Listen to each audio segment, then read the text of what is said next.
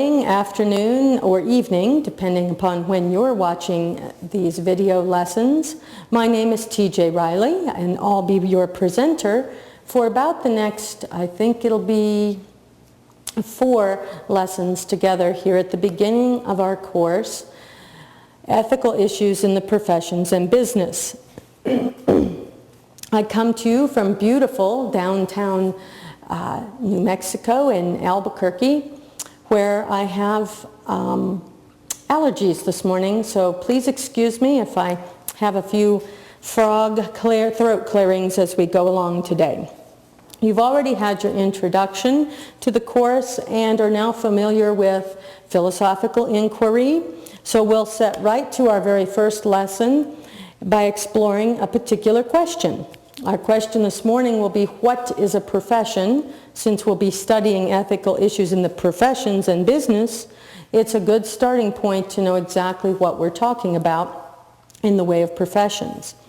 And that's a sort of model we'll take as we go along this semester. We'll either have an issue or a question that we'll explore during our meetings. We'll try to discover various responses and philosophical theory, ethical theory, that addresses that question or issue. We'll examine what those theories say and why, and then we'll evaluate and apply what we've learned together so that we can go forth and make sound, successful ethical decisions in the world. So, right away we'll start out with, what is a profession? The first answer to that question will be our look at 3 central features. So the 3 central features of profession begin with, I'll use a little bit of abbreviation here, what we'll call extensive training, or ET for short. And extensive training, right away we run up to a little difficulty in what are we going to consider extensive training. Doctors certainly have very extensive training. They spend years in undergraduate school. They also do postgraduate work. They do internships, residencies, things like that. So their study takes anywhere from 7 to 10 years, depending upon what they do. That's kind of on the far end of what we're going to consider extensive. But down here we'll say just minimally, in other words, the least amount you could have to be considered extensive training, we're going to say, for our purposes in the class, at least a 4-year college degree or the equivalent. And we'll talk about what that can look like here in just a second. So we're going to, each time we talk about one of the 3 central features, we're going to consider certain examples. And so I'm going to take a moment here, and you're going to take a moment here, to think about and list 4 or 5 jobs, depending upon how many you've had so far in your life. And we're just going to make a little short list that you can think about as we go through these features of a profession. And we can begin to make distinctions between what is a profession and what is a job or an occupation. And so we'll take a time out here for just a moment while you ponder your list and list about 4 or 5 jobs you've had. And Jordan, our filmographer, hello Jordan, will provide us with a very nice picture of a wonderful singer that both Jordan and I appreciate. Jordan being a young person and your professora here being a 50-year-old person. We actually both like his music.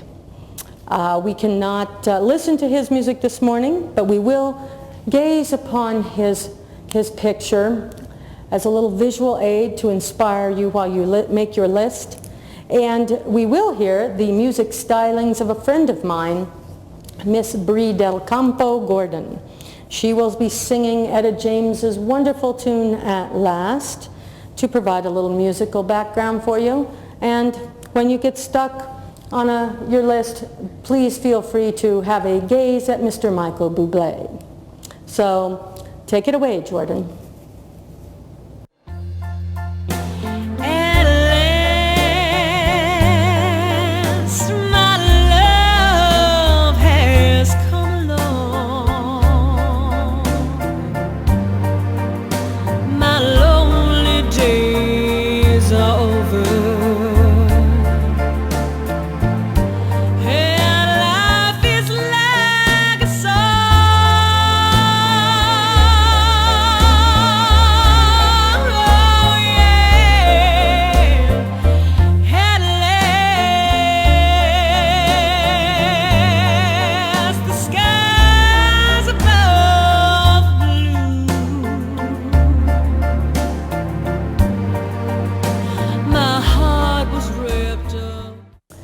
So as we begin our discussion of the three central features of what is a profession, to answer our question, we've got on the board now our first one, extensive training. Oh, let me put a 1 in there for sure. Extensive training, which we'll say is at the very least a 4-year college degree or equivalent. And I've just asked you to make a short list of some of the jobs you've had, and we can use these as examples as we think about the difference between a profession and an occupation or just a job that we've all had. Jordan's provided us with some nice music by Brie Del Campo, and we've gazed upon the visage of Mr. Michael Bublé to keep us company while we did that. In my presentation today, I'm going to share just a few of the jobs I've had, and we'll use those as some examples, since I can't take an accounting from you all, since you're all out there and I'm here alone with Jordan today. But she's very good company. So some of my jobs that we're going to look at today, I've been a short order cook at a bar where basically, you know, people came in and I made them food off of a menu. I've also been a long-distance telephone operator. Yes, folks, back in the day before the wonderful cell phone, you actually had to dial 0 and get an operator if you wanted to make a collect call or had some difficulty with the telephone. And I was one of those people. I was long-distance operator number 200 in Nebraska. I've also been a bartender, so I learned to mix drinks and help customers, and I certainly learned to listen very well during those days as a bartender. And I mean, currently I am a philosophical counselor, and as well as a teacher for Fort Hays State University.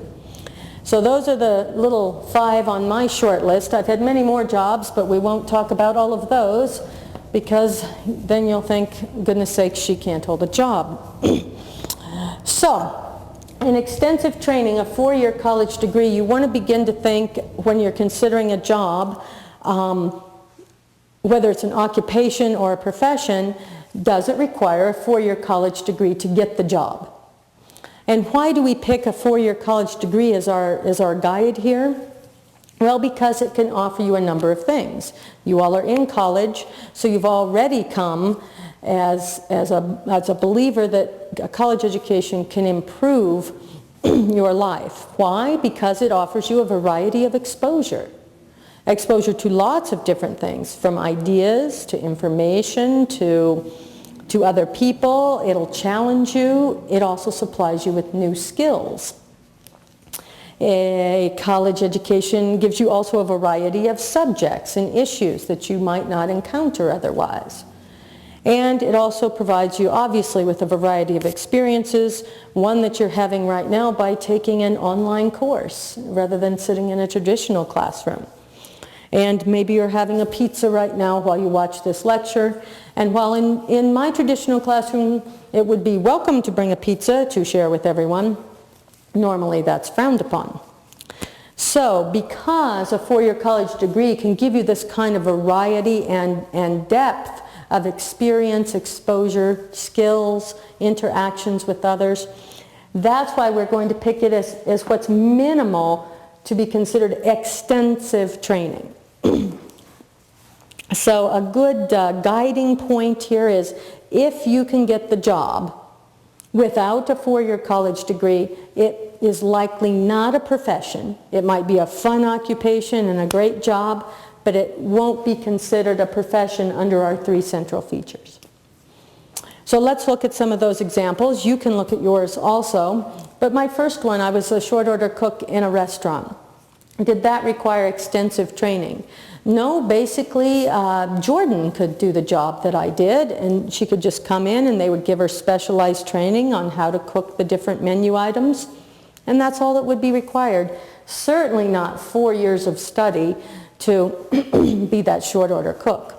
Same with the telephone operator. I was 18 years old. I applied for the job along with other people, and we all sat down and got a specific training, and no college degree was required at all because I didn't have one at 18. Now a counselor, a philosophical counselor, do they require a 4-year college degree? Oh yes. as well as a master's and some postgraduate study to be certified. And how about a teacher for Fort Hays State? Yeah, you bet they wanted my 4-year degree as well as a master's, and often they require PhD status or at least postgraduate study.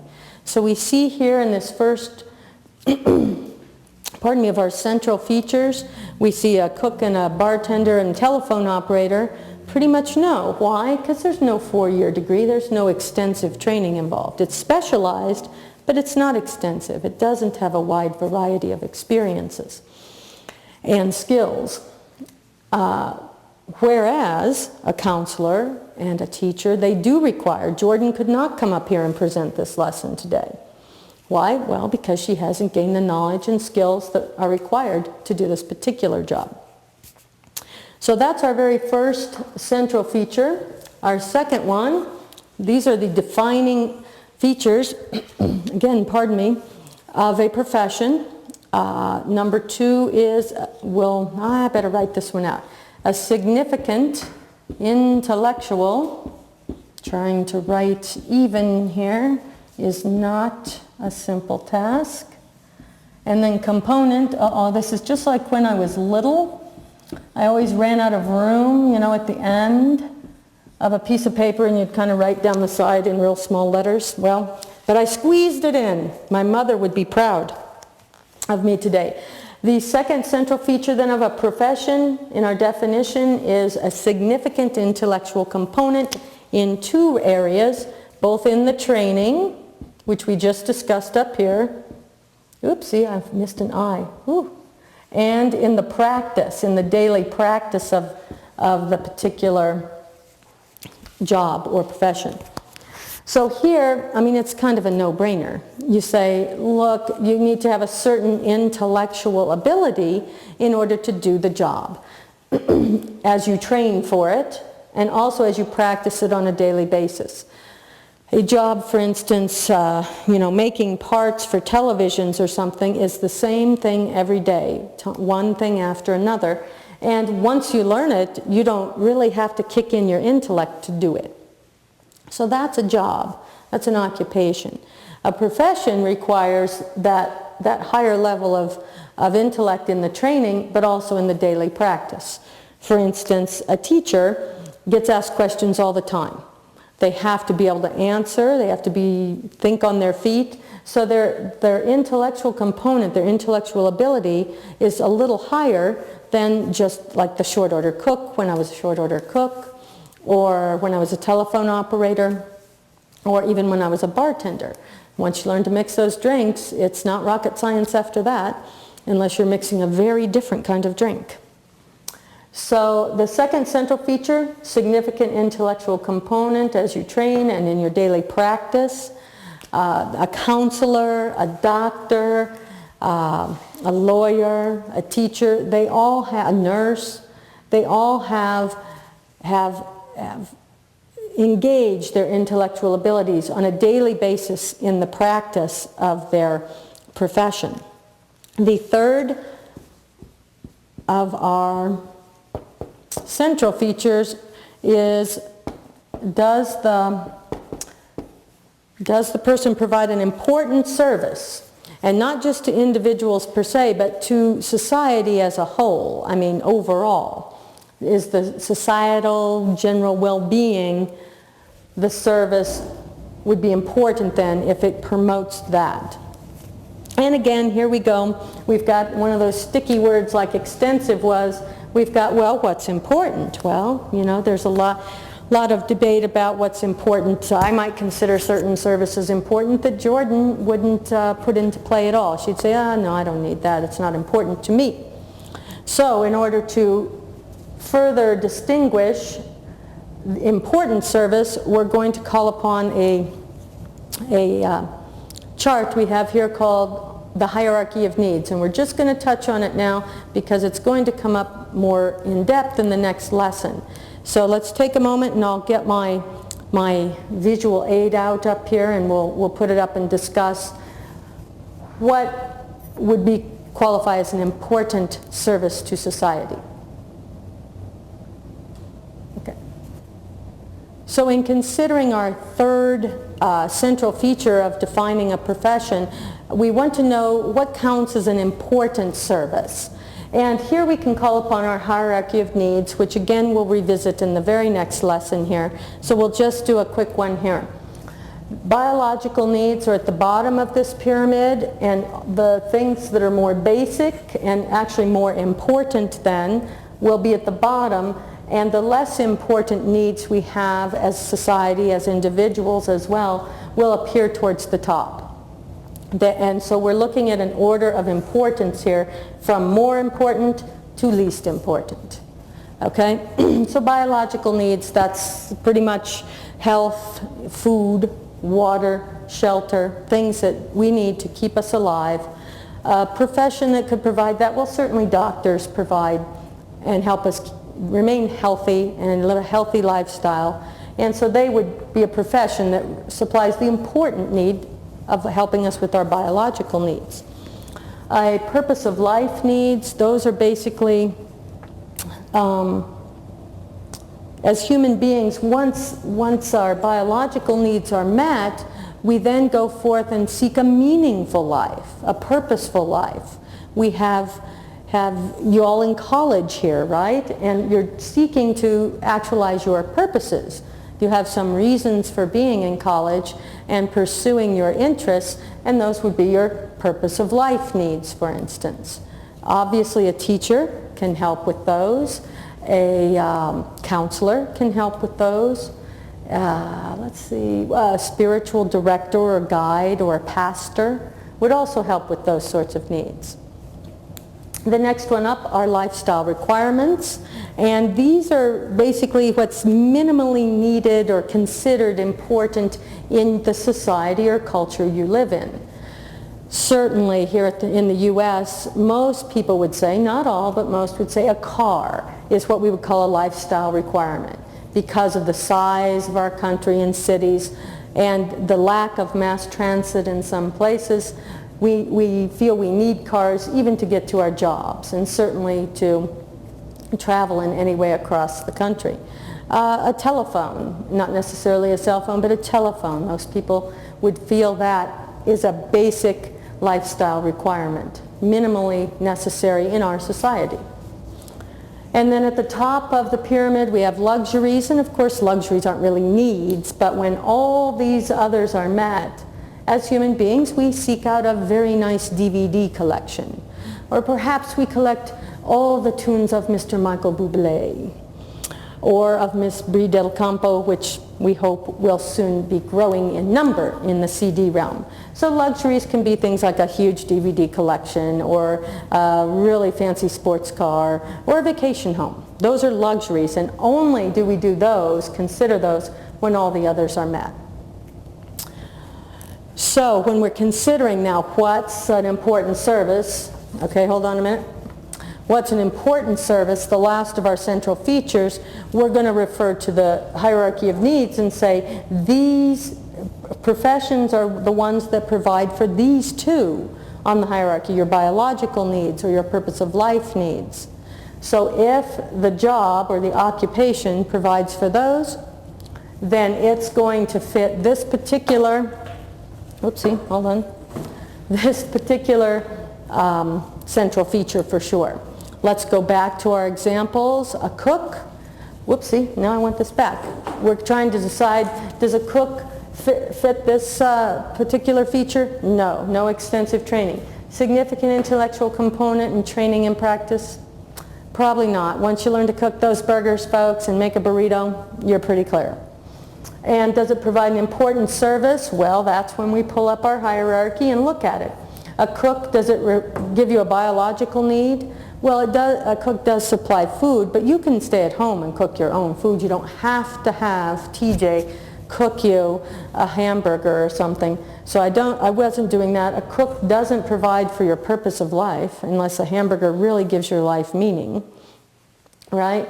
A lifestyle requirement, maybe, depending upon your society, but I don't think going out to eat is necessarily a requirement. But a luxury, sure. Same as when I was a bartender. Certainly I'm not providing any of these needs, but a luxury need. maybe a lifestyle requirement if socializing is, with alcohol, I guess is a requirement in your society. That's what it's looked like. But it's certainly not like having a phone or something. Whereas a teacher, well, I don't provide biological needs, but I certainly provide purpose of life needs. I'm sharing information, we're learning together all about ethical issues in the professions and business to help further your particular purposes in life. That's why you're in college, I hope. Let's see, bartender, blah, blah, blah. Oh, counselor, certainly, again here. A doctor certainly will be a biological need provider.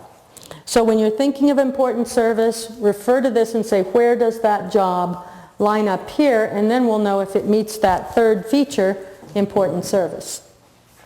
So let me take a moment here and erase my board, and we'll talk about just three more little features, three common features of professions to help further distinguish them from occupations. So just a second and I'll erase my board. As we move now to our three common features of what is a profession to help further define and narrow our definition, I want to be sure to mention that the information from these lectures comes at least from three different sources today. The first one being a book called Professional Ethics by Mr. Michael Bayliss.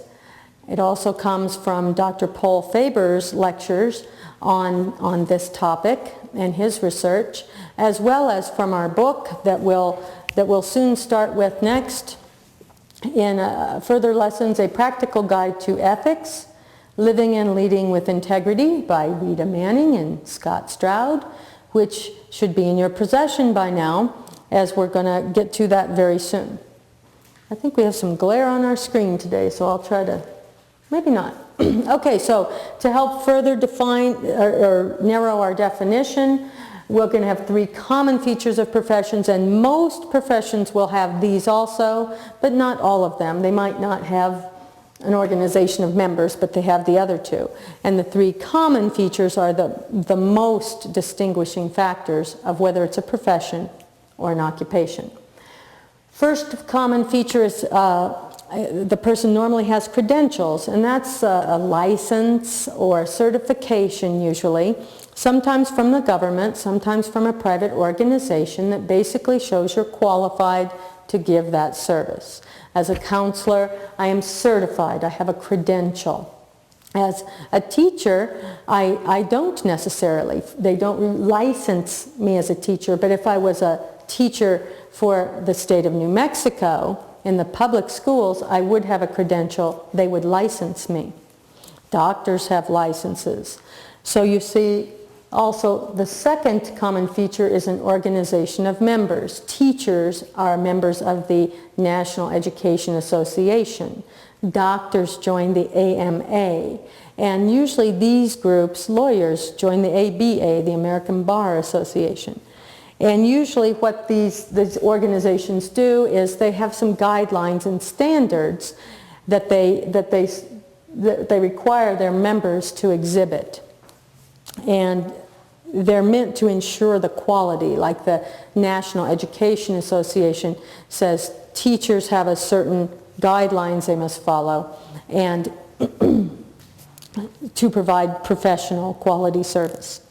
Professional autonomy is basically you have the freedom to direct your own work. When I was a cook, they told me come in at this time, leave at this time, and you will do this, bob, bob, bob, in between.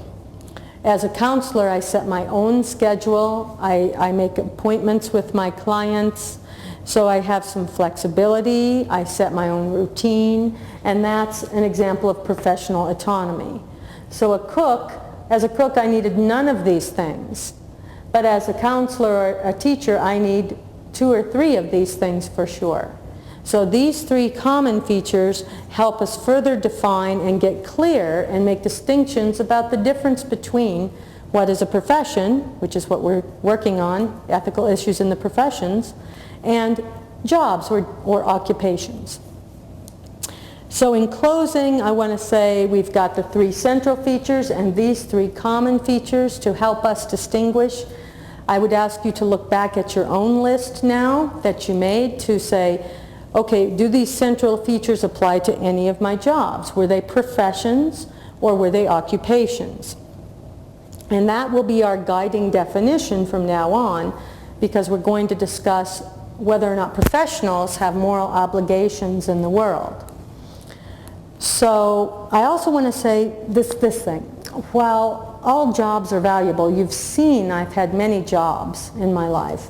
And I enjoyed being a cook, a telephone operator. I enjoyed being a bartender. And I enjoy my jobs now of counselor and professor. But while all jobs are important and interesting and valuable, not all jobs are professions. And we just have to say, yeah, when I was a cook, I was not a professional cook. When I was a telephone operator, I was not a professional telephone operator. When I was a bartender, I was not a professional bartender. Because I didn't have these things in place, and I certainly didn't need huge qualifications required by the central features. So go forth and work any job and work in your occupations happily, but consider that they're not all professions. So, here at the end of today's lesson, we have a nice foundation. We have a definition of a profession, and as we set out in our study of ethical issues in the professions in business, we have a nice place to start. And so today I bid you adios, and I'll see you for the very next lesson. Have a good day.